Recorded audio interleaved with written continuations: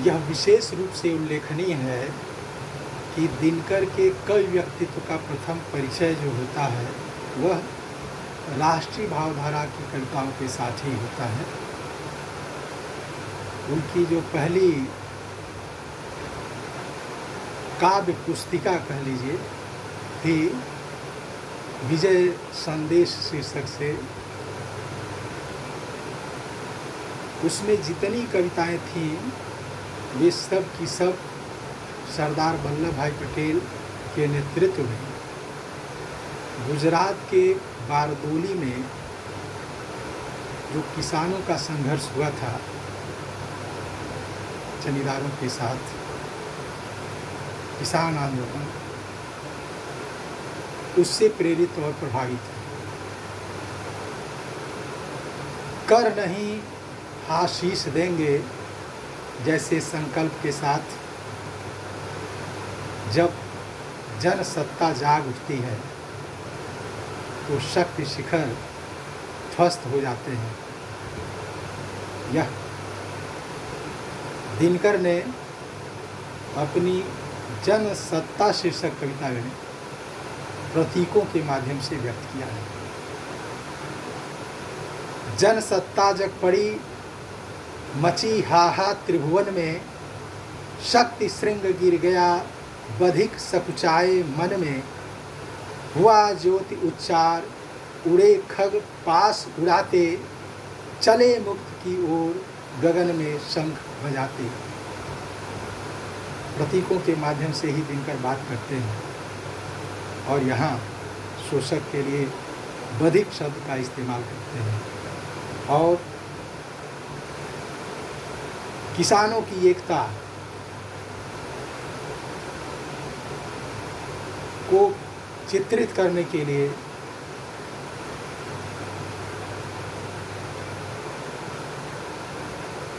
पक्षियों की एकता, उस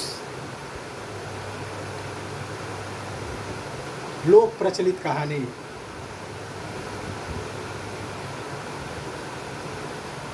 का प्रयोग करते हुए, इस्तेमाल करते हुए, जिसमें सारे पक्षी मुक्त की कामना के साथ जाल लेकर उड़ जाते हैं, दिनकर ने किसानों की एकता की ओर संकेत किया है। दिनकर जब लिख रहे थे तो वह समय भारतीय स्वाधीनता संघर्ष के चरमोत्कर्ष का समय था।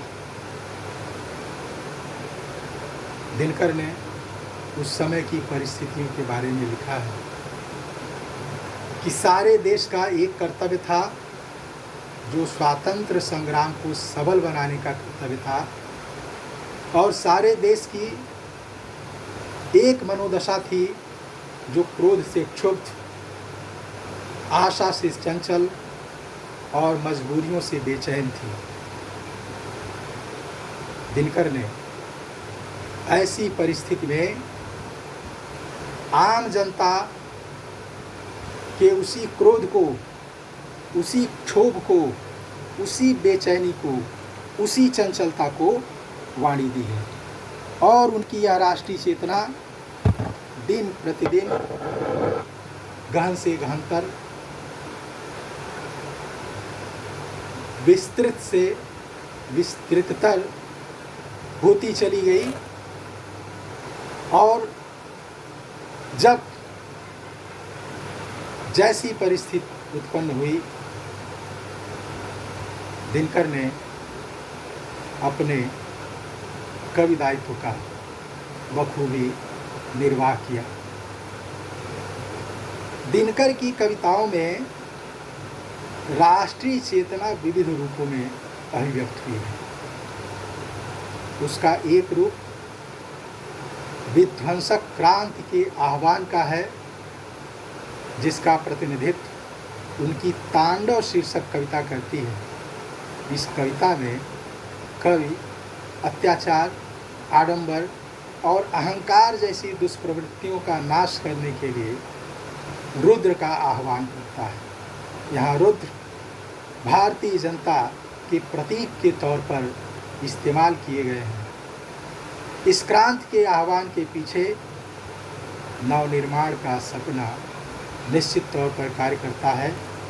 दिनकर लिखते हैं, लगे आग इस आडंबर में, वैभव के उच्चाभिमान में, अहंकार के उच्च शिखर में, स्वामीन अंधड़ आग बुला दो, जले पाप जग का क्षण भर में।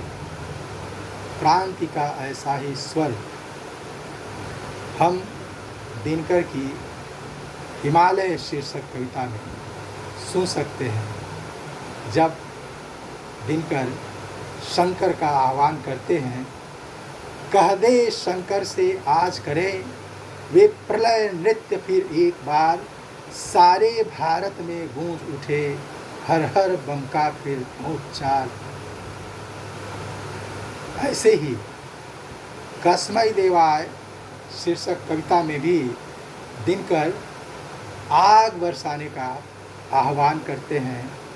क्रांति धात्री कविता से, वह कविता जो आडंबर और पाप, सारी दुनिया के आडंबर और पाप से मुक्त कर देने वाली कविता है, उस कविता का आह्वान दिनकर करते हैं।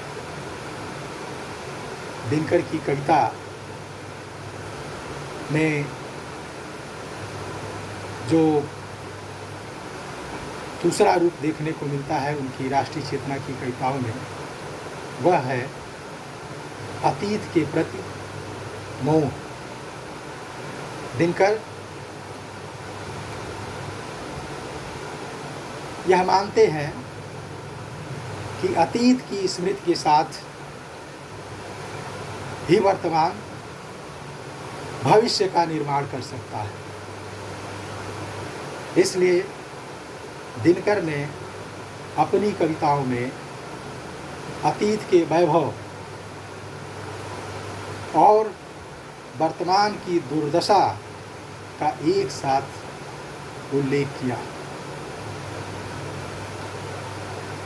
हिमालय शीर्षक कविता, दिल्ली शीर्षक कविता अतीत के प्रति मोह से प्रेरित कविताएं हैं और यह अतीत के प्रति मोह का जो भाव है वह हमको द्विवेदी युग की कविताओं में भी देखने को मिलता है और यह भाव छायावाद युग की कविताओं में भी देखने को मिलता है।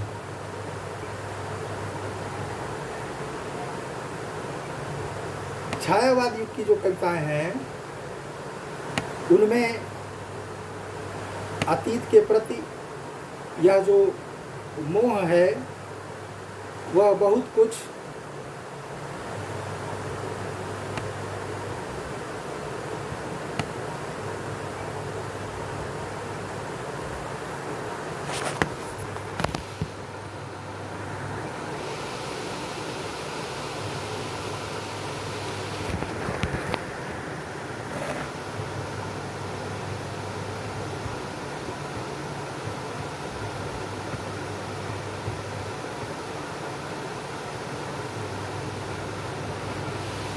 भावुकता से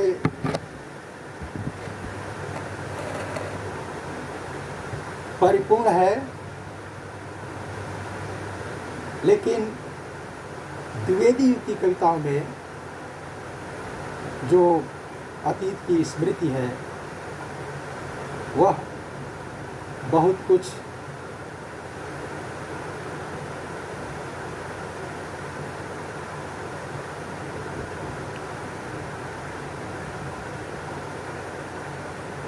दिनकर की कविता में आगे देखने को मिलती है।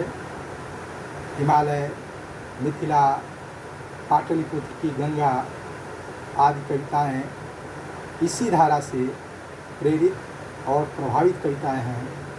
हमने हिमालय शीर्षक कविता में देखा है कि कैसे वे पाटलिपुत्र को याद करते हैं, वैशाली को याद करते हैं, कपिलवस्तु को याद करते हैं गंडकी को याद करते हैं, लिच्छवी को याद करते हैं, विद्यापति को याद करते हैं, राम और कृष्ण को याद करते हैं, बुद्ध को याद करते हैं।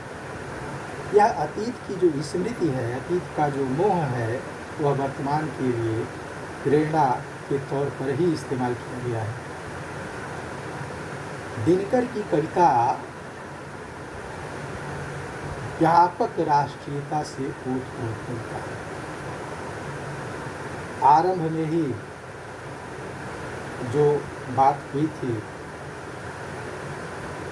उसमें यह बताया जा चुका है कि आज हम जिन संदर्भों में राष्ट्रीयता की चर्चा करते हैं वह अपेक्षाकृत व्यापक संदर्भों में करते हैं।